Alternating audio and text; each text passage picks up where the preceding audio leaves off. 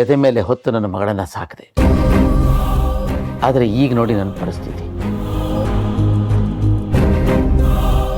ಆ ಗುಣಶೇಖರ ಸಾಕ್ಬಿಡ್ರಿ, ಹೇಳಿದ್ದನ್ನು ಎಷ್ಟು ಸರಿ ಹೇಳ್ತೀರಾ? ಬಂದವ್ರ ಮುಂದೆ ಇದೆಲ್ಲ ಬೇಕಾ? ಅಲ್ಲ, ಅವ್ರು ಹೇಳಿ ಬಿಡಿ. ಇನ್ನೇನು ಹೇಳ್ತಾರೆ? ಇರೋ ಒಬ್ಬ ಮಗಳು ಚೆನ್ನಾಗಿ ಓದಿ ಜಾಬ್ ಮಾಡಲಿ ಅಂತ ಆಸೆ ಪಟ್ವಿ.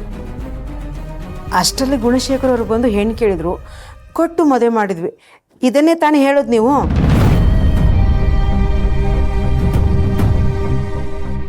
ಹೈಸ್ಕೂಲ್ ನಂತರ ಇವಳು ನಮ್ಮ ಜೊತೆ ಇದ್ದಿದ್ದೇ ಕಡಿಮೆ, ಅದೇ ಕೊರಗು ನಮಗೆ. ನಮಗೂ ಅದೇ ಬೇಸರದಾರೆ. ಏನು ಮಾಡೋದು ಹೇಳಿ? ಅದೃಷ್ಟದ ಬಾಗಿಲು ಸದಾ ತೆರೆದಿರೋಲ್ವಲ್ಲ. ಗಟ್ಟಿ ಮನಸ್ಸು ಮಾಡಿಬಿಟ್ವಿ. ಅಪ್ಪ,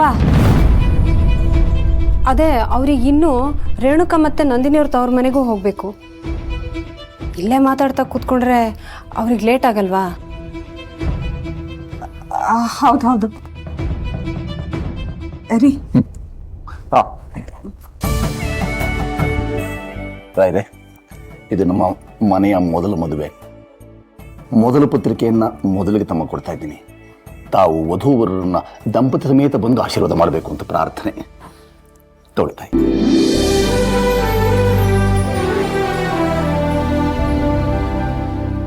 ತಾವು ಮದುವೆ ಖಂಡಿತವಾಗಿ ಬರ್ತೀರಿ ಅಂತ ನಮಗೆ ಚೆನ್ನಾಗಿ ಗೊತ್ತಿದೆ. ತಾವು ಹಿರಿಯರು, ನಮ್ಮ ಕುಟುಂಬದಲ್ಲಿ ನಮಗೆ ಅಂತ ಹೇಳ್ಕೊಡೋರು ಯಾರೂ ಇಲ್ಲ.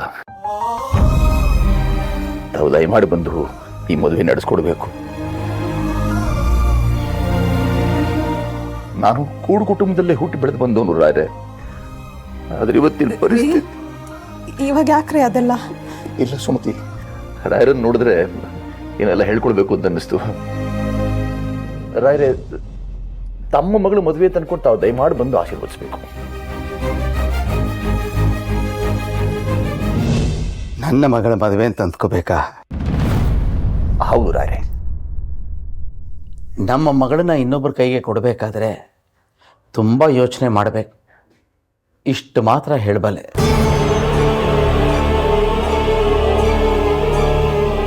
ಮುಂದೆ ದೇವರಿದ್ದಾನೆ, ಎಲ್ಲ ನೋಡ್ಕೋತಾನೆ ಬಿಡಿ. ಏನಿಲ್ಲ, ಮಗಳಿಗೆ ಕೈ ತುಂಬ ಕೆಲಸ, ಇಲ್ಲಿಗೆ ಬರೋಕೆ ಆಗಲ್ಲ ಅವಳಿಗೆ. ಇವ್ರಿಗೆ ಅದೇ ಚಿಂತೆ. ನೀವು ತಪ್ಪಾಗಿ ತಿಳ್ಕೊಬೇಡಿ. ಬರ್ತೀವಿ ರಾಯರೇ. ಬರ್ತೀವಮ್ಮ. ಬಾಯ್.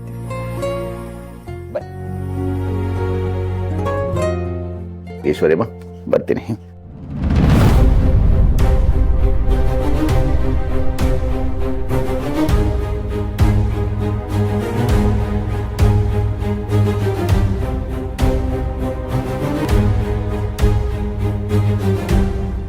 ಎಲ್ಲ ಈಶ್ವರಿದೆ.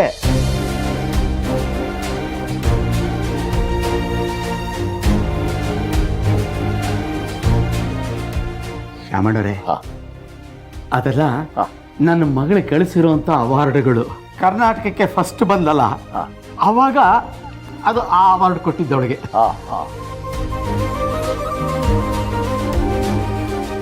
ಸರ್ವೀಸಸ್ ಅಲ್ಲಿ ಫಸ್ಟ್ ಬಂದವಳು, ಆವಾಗ ಅಲ್ಲಿ ನೋಡಿ ಅದರ ಪಕ್ಕದಲ್ಲಿ ಆ ಅವಾರ್ಡ್ ಕೊಟ್ಟರು ಅವಳಿಗೆ. ಚಿಕ್ಕ ಹುಡುಗಿ ಇದ್ದಾಗಿಂದ ಎಲ್ಲಿ ಹೋದ್ರೆ ಅಲ್ಲಿ ಒಂದು ಅವಾರ್ಡ್ ಗೆಲ್ಲೋಳು. ಇವೆಲ್ಲ ನೋಡಿ ಅಲ್ಲಿ ಇಟ್ಟಿದ್ದೀವಲ್ಲ, ಇವೆಲ್ಲ ಅವಳಿಗೆ ಬಂದಿರೋ ಅವಾರ್ಡ್ಗಳೇ ನೋಡಿ. ಇದೆಲ್ಲ ಅವ್ರ ಫೋಟೋಗಳು ಹಾಕಿರೋದಲ್ಲಿ.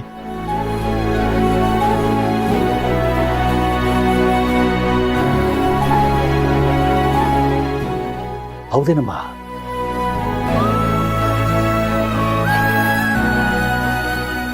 ಅಷ್ಟೇ ಅಲ್ಲ ಶಾಮಣ್ಣವ್ರೆ, ಯಾವುದೇ ಸಬ್ಜೆಕ್ಟ್ ತಗೊಳ್ಳಿ, ನನ್ನ ಮಗಳು ಕ್ಲಾಸಿಗೆ ಫಸ್ಟ್ ಬರೋಳು. ರಾಯರೇ, ಇದನ್ನೆಲ್ಲ ನೋಡಿದಾಗ ತುಂಬ ಹೆಮ್ಮೆ ಅನಿಸುತ್ತೆ. ನನ್ನ ಮಗಳು ಸರಿಯಾದ ಮನೆಗೆ ಬಂದು ತಲುಪಿದಾಗ ತುಂಬ ಸಂತೋಷವಾಗಿಬಿಡುತ್ತೆ. ನಮ್ಮ ಜನನಿ ದಳದ ಅವಳು ಹಾಗೆ ತುಂಬ ಬುದ್ಧಿವಂತೆ. ಯಾವ್ದಾರು ವಿಷಯ ಕೊಡಿ ಪಟ್ಟ ಹಿಡಿದು ಬಿಡ್ತಾಳೆ.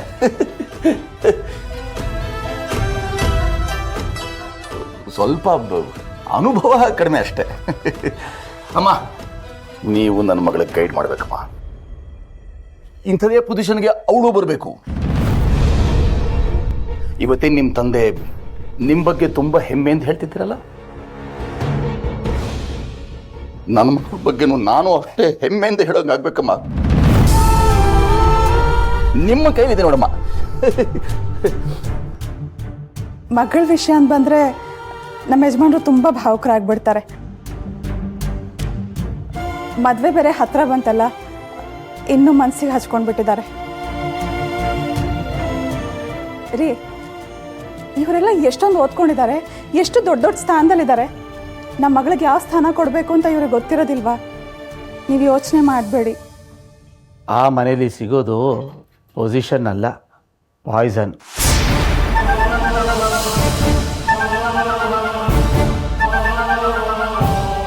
ರಾಯ್ರೆ, ವಿಷ ಕೊಡೋದು ಅರ್ಥವಾಗಲಿಲ್ಲ. ಬಿಡ್ತು ಅನ್ರಿ, ಅದೇನು ಅಪಶಕನ ಮಾತಾಡ್ತೀರಾ?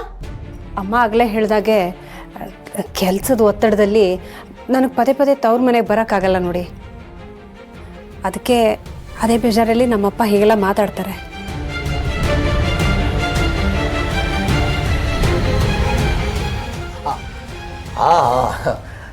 ಅಷ್ಟು ದೊಡ್ಡ ಹುದ್ದೆ, ದೊಡ್ಡ ಜವಾಬ್ದಾರಿ. ಜವಾಬ್ದಾರಿ ಜಾಸ್ತಿ ಇದ್ದಾಗ ಟೈಮ್ ಸಿಗೋಲ್ಲ. ನನಗಂತೂ ಇದನ್ನೆಲ್ಲ ನೋಡಿ ತುಂಬ ಸಂತೋಷ ಆಯ್ತಮ್ಮ. ಇಲ್ಲಿ ಇನ್ನೂ ಪತ್ರಿಕೆ ಕೊಟ್ಟು ಮುಗಿಲಿಲ್ವಾ? ಆಯ್ತು, ಕೊಟ್ಟಾಯ್ತು. ನಡ್ರಿ ಮತ್ತೆ ಹೋಗೋಣ. ಅದಕ್ಕೆ ನೀವು ನಮ್ಮ ಜೊತೆ ಬರೋರ ಹೇಗೆ? ಇಲ್ಲ, ನಾನು ಆಮೇಲೆ ಬರ್ತೀನಿ, ನೀವು ಹೋಗಿ. ಹಾ, ಸರಿ ಸರಿ, ಬನ್ನಿ ಹೋಗೋಣ. ನಾವು ಬರ್ತೀವಿ.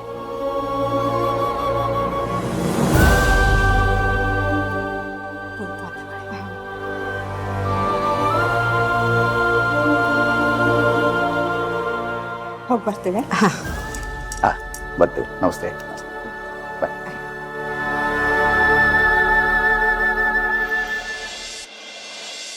ಏನು ಮಾತಾಡ್ದಿರೋ ಹಾಗೆ ಬಾಯಿ ಕಟ್ಟಾಕ್ಬಿಟ್ರಿ. ಈಗ ಸಮಾಧಾನನಾ? ನಾವು ಮೋಸ ಹೋದಾಗೆ ಈಗ ಅವರು ಅವ್ರ ಮಗಳನ್ನ ಮದುವೆ ಮಾಡಿಕೊಟ್ಟು ಮೋಸ ಆಗೋಕ್ಕೆ ರೆಡಿ ಆಗ್ತಾ ಇದ್ದಾರೆ.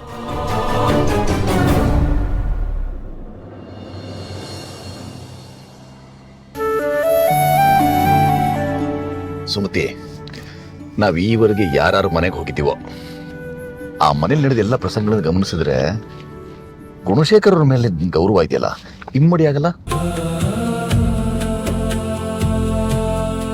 ನೋಡು. ಈಶ್ವರಿ ಅಷ್ಟು ಸಣ್ಣ ಜಾಗದಲ್ಲಿ, ಅಷ್ಟು ಸಣ್ಣ ಊರದಲ್ಲಿ ಇದ್ರು ಎಂಥ ದೊಡ್ಡ ಸಾಧನೆ ಮಾಡಿದ್ದಾರೆ ಅಲ್ಲ? ಹೌದು ರೀ. ಅವತ್ತು ನಮ್ಮ ಜನನಿ ನಿಮ್ಮ ಮನೆ ಸೊಸೆಯಾಗಿ ಬರೋದಕ್ಕೆ ನಿಮ್ಗೆ ಇಷ್ಟನಾ ಅಂತ ಕೇಳಿದಾಗ ಎಷ್ಟು ಮೆಚೂರ್ಡ್ ಆಗಿ ಮಾತಾಡಿದ್ರು. ಎಷ್ಟು ಒಳ್ಳೆ ಸಂಸ್ಕಾರ, ಎಷ್ಟು ಒಳ್ಳೆ ಗುಣ. ಒಳ್ಳೆಯವ್ರಿಗೆ ಒಳ್ಳೆಯವರು ಸಿಗ್ತಾರೆ ಕಣೆ. ನಮ್ಮ ಜನನಿ ಪುಣ್ಯ. ಆ ಹುಡುಗಿ ಅದೇನು ಪುಣ್ಯ ಮಾಡಿದಾಳೋ ಏನೋ ಆ ಮನೆಗೆ ಹೋಗೋಕ್ಕೆ. ರೀ, ಯಾಕ್ರಿ ಎಲ್ಲದಕ್ಕೂ ತಪ್ಪಾಗಿ ಯೋಚನೆ ಮಾಡ್ತೀರಾ? ಜನನಿ ಸಿಟಿಯಲ್ಲಿ ಬೆಳೆದ ಹುಡುಗಿ, ಅವಳು ಆ ಮನೆಗೆ ಬಂದು ಏನಾದರೂ ಬದಲಾಯಿಸ್ಬೋದಲ್ವಾ? ಅವಳು ಶಕ್ತಿ ಸೇರಿ ನಮ್ಮ ಮಗಳ ಜೀವನ ಸರಿ ಮಾಡಿದ್ರು ಮಾಡ್ಬೋದಲ್ವ ರೀ? ಹೇಗೆ ಸರಿ ಮಾಡ್ತಾಳೆ? ಸರಿ ಮಾಡೋದಿರ್ಲಿ, ಆ ರಾಕ್ಷಸನ ಮನೆಯಲ್ಲಿ ಸರಿಯಾಗಿ ಮಾತಾಡೋಕ್ಕಾದ್ರೂ ಸಾಧ್ಯನಾ? ಆ ಗುಣಶೇಖರ್ ನಾಯಕನ ಮನೆಯಲ್ಲಿ ಯಾವ ಹೆಣ್ತಾನೆ ನೆಮ್ಮದಿಯಾಗಿರೋಕ್ಕೆ ಸಾಧ್ಯ ಹೇಳು? ಇನ್ಮೇಲೆ ಅವಳು ನೆಮ್ಮದಿಯಾಗಿರ್ತಾಳೆ. ಆಗ ಹಾಗೆ ಪ್ರಾಣ ತಿಂದಿದ್ದಕ್ಕೆ ತಾನೆ ನಿನ್ನ ಮಗಳಿಗೆ ಇಂಥ ಒಳ್ಳೆ ಮನೆ ಸಿಗ್ತಾ ಇರೋದು. ನೆನಪಿಟ್ಕೋ.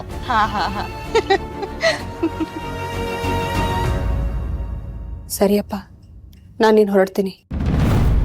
ಒಂದು ಕೆಲಸ ಆಯ್ತಲ್ಲ, ಹೊರಡು. ನಿಂತ್ಕೊಳ್ಳಮ್ಮ,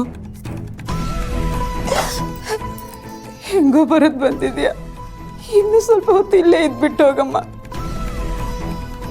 ಮತ್ತೆ ಇಲ್ಲಿಗೆ ಬರೋಕ್ಕೆ ಅವಕಾಶ ಯಾವಾಗ ಸಿಗುತ್ತೋ ಏನೋ.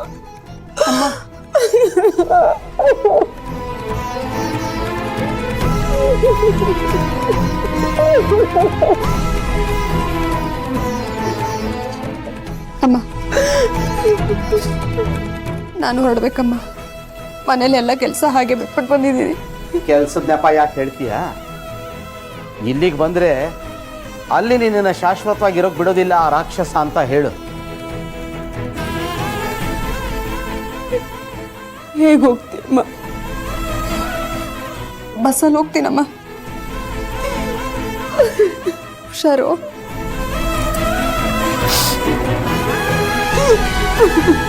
ಬರ್ತೀನಪ್ಪ.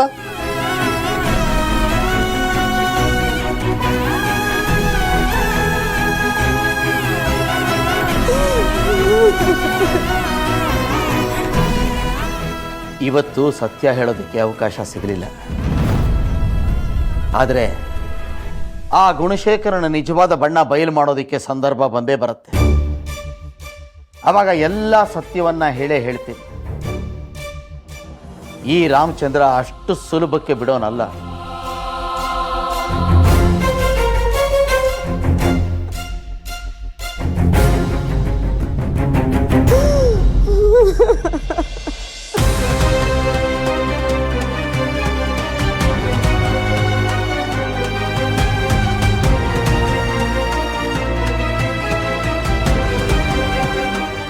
ಅಮ್ಮ, ಅಮ್ಮ, ಅಮ್ಮ, ಮಾ, ಮಾ. ಏನೇ ಏನಾಯ್ತು? ಯಾಕೆ ಇಷ್ಟು ಗಾಬರಿಯಿಂದ ಓಡ್ ಬರ್ತಾ ಇದ್ಯಾ? ಆ ತಲ್ಕೆಟ್ಟೋದ್ ಪೇಷಂಟು ನಿನ್ನ ಮನೆಯಿಂದ ಹೊರಗಡೆ ಏನಾರು ಓಡಿಸ್ಬಿಟ್ನಾ? ಅಯ್ಯೋ ಇಲ್ಲ ಅಮ್ಮ, ಈಶ್ವರಿ ಅಕ್ಕನ ಮನೆಯಿಂದ ಡೈರೆಕ್ಟಾಗಿ ಇಲ್ಲಿಗೆ ಬರ್ತೀನಿ ಅಂತಂದ್ರು. ಅದಕ್ಕೆ ಅರ್ಜೆಂಟಲ್ಲಿ ಓಡೋಡ್ ಬಂದೆ. ಅವರು ಅಂದ್ರೆ ಯಾರೇ? ಅದೇ ಶಕ್ತಿ ಮಾವನ ಕಡೆಯವರು. ಓ, ಅವರ ಬರ್ಲಿ ಬಿಡು. ಈಶ್ವರಿ ನಂದಿನಿ ಅವ್ರ ತವ್ರಲ್ಲಿ ತಾನೇ ಟೆನ್ಷನು. ನಾವು ನಾಯಕ್ ಅವರು ಫ್ಯಾಮಿಲಿ ಜೊತೆಲಿ ಚೆನ್ನಾಗಿದ್ದೀವಲ್ವೇ? ನಮ್ಮ ಬಗ್ಗೆ ಯಾಕೆ ಇವರು ಇಷ್ಟು ತಲೆ ಕೆಡ್ಸ್ಕೋಬೇಕು? ಹಾಗಂತ ಜಾಸ್ತಿ ಮಾತಾಡ್ಬೇಡ ಅಮ್ಮ. ಅತ್ತೆಗೆ ಬಕೆಟ್ ಹಿಡಿಯೋಕೆ ಹೋಗಿ ಓವರಾಗಿ ಮಾತಾಡ್ಬಿಡ್ತೀಯ ನೀನು. ಸ್ವಲ್ಪ ಲಿಮಿಟಲ್ಲಿ ಮಾತಾಡು. ಏ ಉಚ್ಚಿ, ಆ ಮುತ್ಕಿಗೂ ಆ ಮುಟ್ಟಾಳನ್ಗೂ ಮಸ್ಕ ಹೊಡಿಯೋದಕ್ಕೆ ನನಗೇನು ಹಣೆ ಬರೋಣ? ಅವ್ರು ಆಡೋ ಮಾತಿಗೆ ಮೈಯೆಲ್ಲ ಉರಿತಿದೆ. ಆದರೆ ಅಪ್ಪನ ಆಸರೆ ಇಲ್ಲದೆ ಬೆಳೆದಿರೋ ಮಗು ನೀನು. ನಾನು ನರ್ಸ್ ಕೆಲಸ ಮಾಡಿ ತುಂಬ ಕಷ್ಟಪಟ್ಟು ಬೆಳೆಸಿದ್ದೀನಿ. ನನ್ನ ಜೀವನವೆಲ್ಲ ಬರೀ ಕಷ್ಟನೇ ಆಯಿತು. ನಿನ್ನನ್ನಾದರೂ ಚೆನ್ನಾಗಿ ನೋಡ್ಕೊಳ್ಳಿ ಅಂತ ಅವ್ರು ಹೇಳಿದ್ದಕ್ಕೆಲ್ಲ ತಾಳ ಹಾಕ್ತಾ ಇದ್ದೀನಿ. ಅಮ್ಮ, ಕುಣಿಯೋದಕ್ಕೂ ಒಂದು ಲಿಮಿಟ್ ಬೇಡವಾ ಅಮ್ಮ? ಬಕೆಟ್ ಹಿಡಿಯೋ ಬರ್ದಲ್ಲಿ ನಂದಿನಿಗೂ ಈಶ್ವರಿ ಅಕ್ಕಂಗೂ ಹರ್ಟ್ ಮಾಡ್ತಾ ಇದೆಯಾ? ಅವ್ರಿಗೆ ಬೇಜಾರಾಗಲ್ವಾ? ಅವ್ರಿಗೆ ಏನಾದರೆ ನಿನಗೇನೆ? ಅವರಿಂದ ನಿನಗೆ 5 ಪೈಸದ ಪ್ರಯೋಜನ ಇಲ್ಲ. ಇಂಜೆಕ್ಷನ್ ಕೊಡೋಕ್ಕೆ ಕರೆಕ್ಟಾಗಿ ನಾಡಿ ಹಿಡಿಬೇಕು. ಕೆಲಸ ಆಗೋರ ಹತ್ರ ಬಕೆಟ್ ಹಿಡಿಬೇಕು. ಆಗಲೇ ಅಮ್ಮ ಜೀವನ ಸರಿ ಹೋಗೋದು. ನಿಮ್ಮ ಅತ್ತೆಗೂ ಭಾವನಿಗೂ ಒಳ್ಳೆಯವಳಾಗಿರು ನೀನು. ಆಗಲೇ ನೀನು ಆ ಮನೇಲಿ ಸಂತೋಷವಾಗಿರೋಕ್ಕಾಗದು. ಆ ಮುದುಕಿ ಆ ನೋವು ಈ ನೋವು ಅಂದಾಗ ಬಿಟ್ಟಿ ಔಷಧಿ ತಂದ್ಕೊಡ್ತೀನಿ. ಆ ನಿನ್ನ ನಾದ್ನಿಗೆ ಬ್ಯೂಟಿ ಹುಚ್ಚು, ಅದಕ್ಕೆ ಏನೇನೋ ಕ್ರೀಮ್ ತಂದ್ಕೊಡ್ತೀನಿ. ಇದೆಲ್ಲ ಯಾರಿಗೋಸ್ಕರ ಮಾಡ್ತಾ ಇದ್ದೀನಿ? ನಿನಗೋಸ್ಕರ ತಾನೇ ಕಷ್ಟಪಡ್ತಾ ಇದ್ದೀನಿ. ಅಮ್ಮ, ನರ್ಸ್ ಸಾವಿತ್ರಮ್ಮ, ಇಷ್ಟೊಂದೆಲ್ಲ ಯಾಕೆ ಕಷ್ಟಪಡ್ತಾ ಇದೆಯಾ? ನೀನು ಪಡ್ತಾ ಇರೋ ಕಷ್ಟಕ್ಕೆ ಇವಾಗ ನಾನು ಯಾವ ಸ್ವರ್ಗದಲ್ಲಿದ್ದೀನಿ ಹೇಳು? ಆ ನರಕದಲ್ಲಾದರೂ ಸ್ವಲ್ಪ ನೆಮ್ಮದಿಯಾಗಿರ್ಲಿ ಅಂತ. ರೋಗ ಬಂದರೆ ಹಂಗೆ ಬಿಟ್ಬಿಡಕ್ಕಾಗತ್ತಾ? ತಾಳ್ಮೆಯಿಂದ ಮೆಡಿಸನ್ ಮಾಡಬೇಕು. ಚೆನ್ನಾಗಿ ಓದಿ ಕೆಲ್ಸಕ್ಕೆ ಹೋಗ್ತಾ ಇದ್ದೆ ನೀನು. ಆ ಪಾಪಿ ಗುಣ ನನ್ನ ಕಾಲಿಗೆ ಬಿದ್ದು ನಿನ್ನ ಮಗಳನ್ನ ರಾಣಿ ಥರ ನೋಡ್ಕೊತೀನಿ ಅಂತ ತನ್ನ ತಮ್ಮನ ಕಟ್ಕೊಂಡು ಹೋದ. ಈಗ ಆ ಮನೇಲಿ ನಿನ್ನನ್ನು ಕೇಳಿಸ್ತವ್ರ ಥರ ನೋಡ್ಕೊತಿದ್ದಾರಲ್ಲೇ. ಇದೆಲ್ಲ ನಿನಗೆ ಇವಾಗ ಅರ್ಥ ಆಗ್ತಿದ್ಯಾ? ಅವಾಗೆಲ್ಲ ಅವ್ರ ಜೊತೆನೆ ಸೇರ್ಕೊಂಡು ಅವ್ರ ತಾಳಕ್ಕೆ ತಕ್ಕಂಗೆ ಕುಣಿತಾ ಇದ್ದೆ. ನನಗೇನಮ್ಮ ಗೊತ್ತಿತ್ತು ಅಲ್ಲಿ ಚೆನ್ನಾಗಿರ್ತೀಯ ಅಂತ ನಾನು ಮದುವೆ ಮಾಡಿಕೊಟ್ಟೆ. ಎಲ್ಲರೂ ಸೇರ್ಕೊಂಡು ಮೋಸ ಮಾಡಿಬಿಟ್ರು. ನಾನೇನು ಮಾಡಲಿ? ನೀನೇನು ಯೋಚನೆ ಮಾಡಬೇಡಮ್ಮ, ನಾನೆಲ್ಲ ಸರಿ ಮಾಡ್ತೀನಿ. ಅದಕ್ಕೆ ತಾನೇ ನಾನು ಇಷ್ಟೆಲ್ಲ ಹೋರಾಟ ಮಾಡ್ತಾ ಇದ್ದೀನಿ. ನೋಡು, ಆ ಈಶ್ವರಿ ನಂದಿನಿಗೆ ಸಪೋರ್ಟ್ ಮಾಡ್ತಾ ಅತ್ತೆ ಮನೆಯವ್ರಿಗೆ ಕೋಪ ಬರಂಗೆ ನಡ್ಕೋಬೇಡ. ಅಡುಗೆ ಮನೆಯಿಂದ ರಾಜಕೀಯದವರೆಗೂ ಈ ರೀತಿ ನಾಜೂಕಾಗಿ ನಡ್ಕೊಂಡ್ರೇನೆ ನಮ್ಮ ಬೆಳೆ ಬೇಯಿಸೋಕ್ಕಾಗೋದು. ಮೊದಲು ನಾವು ಭದ್ರವಾಗಿ ನಿಲ್ಬೇಕು. ಅರ್ಥ ಆಯ್ತಾ ನಿನಗೆ? ಸರಿ ಅಮ್ಮ, ಆಯಿತು. ರೇಣುಕಾ ಬಂದ್ರು ಅನ್ಸುತ್ತೆ.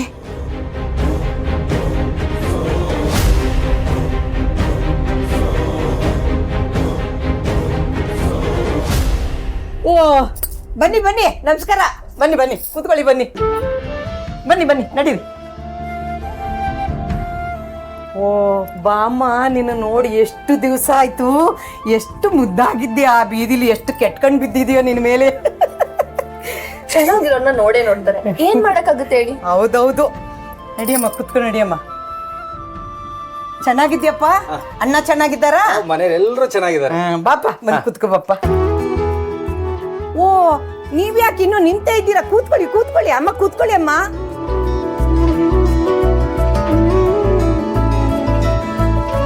ನಮ್ಮ ಮನೆ ಹೇಳ್ಕೊಳ್ಳೋ ಅಂತ ದೊಡ್ಡ ಮನೆ ಅಲ್ಲ, ಆದ್ರೂ ತಕ್ಕ ಮಟ್ಟಿಗಿದ್ದೀವಿ. ಹಾಗೇನಿಲ್ಲ, ನೀಟಾಗೇ ಇದೆಯಲ್ಲ. ನಾವು ನಿಮ್ಮೂರ್ಲಿ ಬರ್ತಾ ಪೂರ್ತಿ ಊಟ ನೋಡ್ಕೊಂಡ್ ಬಂದ್ವಪ್ಪ. ಎಲ್ಲಿ ನೋಡಿದ್ರು ಹಸಿರು ಅಂದ್ರೆ ಹಸಿರು. ನಿಮ್ಮ ಮನ ಹಸಿರು, ನಿಮ್ಮ ಮನೆ ಹಸಿರು. ನಮ್ಗಂತೂ ತುಂಬಾ ಸಂತೋಷವಾಯ್ತಲ್ಲಪ್ಪ. ಅಯ್ಯೋ, ಮಳೆಗಾಲದಲ್ಲಿ ನೋಡ್ಬೇಕು ನೀವು. ಸ್ವರ್ಗ ಸ್ವರ್ಗ ಇದ್ದಂಗಿರುತ್ತೆ. ಏನಮ್ಮ ನೋಡ್ತಾ ನಿಂತಿದ್ಯಾ? ಕಾಫಿ ತಗೊಂಡ್ ಬಾ, ಹೋಗು. ಹಾ, ನಮ್ಮ ಮಾಧುರಿಗೆ ಗ್ರೀನ್ ಟೀ ನೆನ್ಪೈತಲ್ವಾ ನಿನ್ಗೆ? ಅಯ್ಯೋ ಇಲ್ಲ ಬೇಡ, ಈಗ ತಾನೇ ಈಶ್ವರಿ ಅವ್ರ ಮನೇಲಿ ಕುಡ್ಕೊಂಡು ಬಂದ್ವಿ. ಈಶ್ವರಿ ಮನೆ ಎಷ್ಟು ದೂರ ಇದೆ, ಅಲ್ಲಿಂದ ಇಲ್ಲಿ ಬರೋ ತನಕ ಎಲ್ಲ ಕರ್ಗೋಗಿರಲ್ವೇ. ಅಲ್ದೆ ನೀವು ನಾಯಕ್ ಮನೆ ಸಂಬಂಧಿಗಳಾಗವ್ರು, ನಿಮ್ಮನ್ನ ಚೆನ್ನಾಗಿ ನೋಡ್ಕೊಳ್ದೇ ಇರಕ್ಕಾಗುತ್ತಾ? ಅವರು ನನ್ನ ಬಗ್ಗೆ ಏನ್ ಅನ್ಕೊಂತಾರೆ? ನೀನು ಹೋಗಿ ಕಾಫಿ ಮಾಡ್ಕೊಂಡು ತಗೊಂಡ್ ಬಾ, ಹೋಗಮ್ಮ. ಬೇಡಮ್ಮ, ನಾವು ಎಲ್ಲರ ಮನೆಗೆ ಹೋಗ್ತಾ ಎಲ್ಲರೂ ಇಷ್ಟಿಷ್ಟೇ ಅನ್ಕೊಂಡು ಹೊಟ್ಟೆ ತುಂಬ ಕೂತ್ಬಿಟ್ಟಿದ್ದೀವಿ. ಬೇಡಮ್ಮ, ಸಾಕು. ಏನಣ್ಣ ಹಿಂಗ್ ಹೇಳ್ಬಿಟ್ರಿ? ಅತ್ತೆ, ಕಾಫಿ ಹೆಚ್ಚಿಗೆ ಕುಡಿದ್ರೆ ಆರೋಗ್ಯಕ್ಕೆ ಒಳ್ಳೇದಲ್ಲ. ಅವ್ರು ಬೇಡ ಅಂತ ಹೇಳ್ತಿದಾರಲ್ಲ, ಬಿಡಿ. ಮೊದ್ಲು ಮನೆಗ್ ಬಂದಿದ್ದೀರಾ, ನೀರಾದ್ರೂ ಕುಡೀರಿ. ರೇಣುಕಾ, ಹೋಗಿ ನೀರಾದ್ರೂ ತಗೊಂಡ್ ಬಾ, ಹೋಗಮ್ಮ.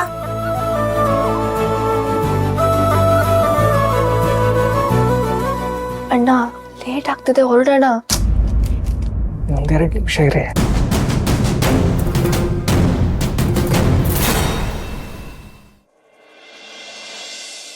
ಏನಮ್ಮ, ಅದು ರೇಣುಕಾ ಅಲ್ವಾ?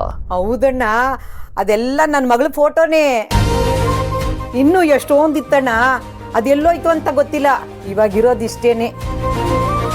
ನನ್ನ ಮಗಳು ಎಷ್ಟೋ ಸ್ಪರ್ಧೆಲ್ ಗೆದ್ದಿ ಕಪ್ಪು ಪ್ರೈಸು ಎಲ್ಲ ತರ್ತಾ ಇದ್ಲು. ಇದೆಲ್ಲ ಏನ್ ದೊಡ್ಡ ವಿಷಯ ಅಲ್ಲ ಅಣ್ಣ. ಆ ಗುಣ ಅವ್ರ ಮನೆಗೆ ಸೊಸೆಯಾಗಿ ಹೋಗಿದ್ದಾಳಲ್ಲ, ಅದೇ ದೊಡ್ಡ ಗೌರವ. ಹೌದೌದು ಹೌದು. ನಾಯಕ್ ಮನೆತನ ಅಂದ್ರೆ ಹತ್ತೂರ್ಗೆ ಫೇಮಸ್ಸು. ಅಂತ ಅವ್ರ ಮನೆಗೆ ಸೊಸೆ ಆಗೋದು ಅಂದ್ರೆ ಏನ್ ಸಣ್ಣ ವಿಚಾರನ ಅಣ್ಣ. ಓ, ತಗೊಳ್ಳಿ ತಗೊಳ್ಳಿ.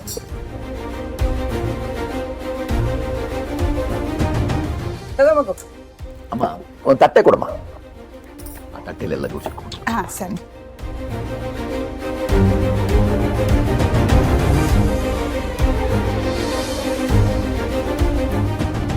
ಮನೆ ಮದುವೆ ತಪ್ಪದೆ ಬರಬೇಕು. ಇದು ನಮ್ಮನೆ ಮದ್ವೆ, ನಾನು ಒಂದು ವಾರಕ್ಕೆ ಮುಂಚೆನೆ ಬಂದ್ಬಿಡ್ತೀನಿ. ಅದೆಲ್ಲ ಏನ್ ಬೇಡ, ಮದ್ವೆ ದಿನ ಚೌಟ್ರಿಗೆ ಬಂದ್ರೆ ಸಾಕು. ಮಾಧುರಿ, ಹಂಗೆಲ್ಲ ಮಾತಾಡಬಾರ್ದು. ಈ ಹುಡುಗಿ ಯಾವಾಗ್ಲೂ ಹಿಂಗೇನೆ. ನಾನು ಅಂದ್ರೆ ತುಂಬಾ ಇಷ್ಟ. ನಾನು ಮೊದಲೇ ಬಂದು ಕಷ್ಟಪಡೋದು ಅವಳಿಗೆ ಇಷ್ಟ ಇಲ್ಲ. ಆದ್ರೆ ನಾಯಕ್ ಮನೆ ಮದ್ವೆ ಅಂದ್ರೆ ಎಷ್ಟೆಲ್ಲ ಕೆಲಸ ಇರುತ್ತೆ, ಹಂಚ್ಕೊಂಡ್ ಮಾಡ್ಬೇಕಲ್ವಾ. ಗುಣಶೇಖರ್ ಅವರ ಬಳಗ ತುಂಬಾ ದೊಡ್ಡದು. ಮಹಾಭಾರತದಲ್ಲಿ ಧರ್ಮರಾಯನ ಬಗ್ಗೆ ಕೇಳಿದೀವಿ ಅಷ್ಟೇ. ಕಲಿಯುಗದಲ್ಲಿ ಧರ್ಮರಾಯ ಅಂದ್ರೆ ನಮ್ ಗುಣ ಅವರು. ಎಂತ ದೊಡ್ಡ ಗುಣ ಗೊತ್ತಾ ಅವ್ರಿಗೆ. ಅಂತ ಮನೆ ಸಿಗೋದಕ್ಕೆ ನಾವು ಪುಣ್ಯ ಪುಣ್ಯ ಮಾಡಿರ್ಬೇಕು. ನನ್ನ ಮಗಳು ಮದುವೆ ಆಗಿ ಇಷ್ಟು ವರ್ಷ ಆಯ್ತಲ್ಲ, ಒಂದ್ ದಿವ್ಸನಾದ್ರೂ ಒಂದು ಸಣ್ಣ ಸಮಸ್ಯೆ ಅಂತ ನಮ್ಮ ಮನೆಗೆ ಬಂದಿಲ್ಲ. ಊರವ್ರ ಕಣ್ಣೆಲ್ಲ ಆ ಮನೆ ಮೇಲೆ ಇದೆ. ಕುಟುಂಬ ಅಂದ್ರೆ ಈಗಿರ್ಬೇಕು. ಅಣ್ತಮ್ದಿರು ಅಂದ್ರೆ ಏನು ಒಗ್ಗಟ್ಟು ಅಂತೀರಾ? ಅಯ್ಯಯ್ಯೋ, ಇವ್ರನ್ನ ನೋಡಿ ಊರಲ್ಲಿರೋ ಅಣ್ತಮ್ದಿರೆಲ್ಲ ಕಲ್ತ್ಕೋಬೇಕು. ನೀವು ನಮ್ಮಂಗೆ ಅದೃಷ್ಟ ಮಾಡಿದ್ದೀರಾ ಬಿಡಿ. ಖಂಡಿತವಾಗ್ಲು, ಅದರಲ್ಲಿ ಸಂದೇಹನೇ ಬೇಡ. ಸರಿಮಾ, ನಾವು ಬರ್ತೀವಿ. ಅಯ್ಯೋ ಅಣ್ಣ, ಊಟ ಮಾಡ್ಕೊಂಡೋಗಿ ಇರಿ. ಯಾಕೆ? ಇಲ್ಲಮ್ಮ, ಇನ್ನು ಪತ್ರಿಕೆ ಕೊಡೋದು ನೆನಪಲ್ಲಿ ಬೇರೆ ಕಡೆ ಎಲ್ಲ ಹೋಗೋದಿದೆ. ನಾವು ಸ್ವಲ್ಪ ಹೊರಟ್ಬಿಡ್ತೀವಿ. ರೇಣುಕಾ, ಇದನ್ನ ಒಳಗಡೆ ಇಟ್ಬಿಟ್ಟು ಅರ್ಶಿನ ಕುಂಕುಮ ತಗೊಂಬಮ್ಮ.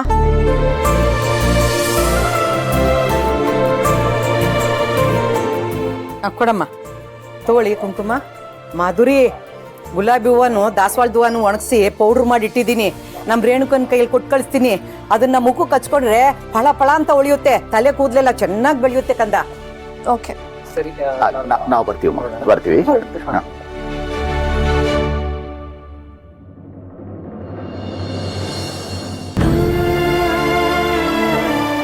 ನೋಡು, ಎಲ್ರಿಗೂ ಬಕೆಟ್ ಹಿಡ್ದು ನಾನು ಆ ಮನೇಲಿ ನಿನ್ನನ್ನು ಒಂದು ರೇಂಜಲ್ಲಿ ಇಟ್ಟಿದ್ದೀನಿ. ಆದರೆ ಇನ್ನೊಬ್ಬ ಸೊಸೆ ಬಂದರೆ ಇನ್ನೂ ಏನೇನು ಕಾದಿದೆಯೋ ಗೊತ್ತಿಲ್ಲ. ಹಾಗೆಲ್ಲ ಏನೂ ಆಗಲ್ಲ ಅಮ್ಮ. ಜನನಿ ತುಂಬ ಬುದ್ಧಿವಂತೆ. ನೀವು 3 ಜನ ಸೊಸೆರು ಬುದ್ಧಿವಂತರಲ್ವೇ? ಆ ದುರ್ಗುಣನ ಮನೇಲಿ ಯಾವ ಬುದ್ಧಿವಂತಿಕೆನೂ ನಡೆಯೋದಿಲ್ಲ. ಹೊಗಳಿ ಹೋಳಿಗೆ ತಿನ್ಬೇಕಷ್ಟೇ. ಈ ಜನನಿ ಅಪ್ಪ ಅಮ್ಮನ ನೋಡಿದ್ರೆ ನಂತರ ನಾಟಕ ಮಾಡಕ್ ಬರಲ್ಲ ಅನ್ಸುತ್ತೆ ಪಾಪ. ರಾಮಚಂದ್ರನ್ ಥರ ತಿರುಗಿ ಬೀಳೋ ಥರನೂ ಕಾಣಿಸ್ತಾ ಇಲ್ಲ. ಆ ಹುಡುಗಿನ ತಿಂದು ಮುಗಿಸ್ಬಿಡ್ತಾರೆ ಕಣೆ. ಆ ಹುಡುಗಿ ಪರಿಸ್ಥಿತಿ ನೆನೆಸ್ಕೊಂಡ್ರೆ ಅಯ್ಯೋ ಪಾಪ ಅನ್ಸುತ್ತೆ.